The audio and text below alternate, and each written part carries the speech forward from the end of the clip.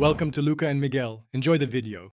You start by confirming which Windows edition and activation state you have, because retail keys transfer differently than OEM. Once done, sign into an administrator account and plug in a USB drive for export. Next, create a system restore point and export the registry hive containing software protection data. This preserves the activation state in case anything goes wrong. Make sure to note whether your license is digital entitlement linked to your Microsoft account or a 25-character product key, as that determines the extraction method. Now extract the key.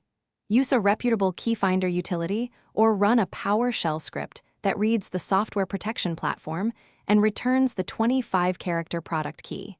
This gives you the literal key to transfer.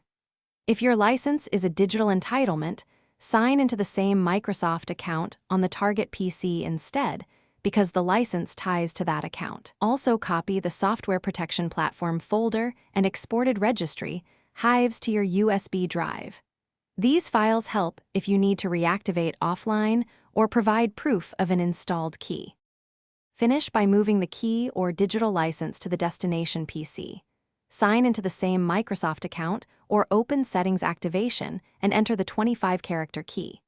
If you must reactivate offline, copy the saved software protection platform files and restore the registry hives, then run slmgr VBS with the appropriate parameters to rearm and attempt activation. If activation fails, run the activation troubleshooter. Check for hardware change limits on retail keys, and if still blocked, contact Microsoft support with your proof of purchase and exported activation. Thanks for watching and please subscribe.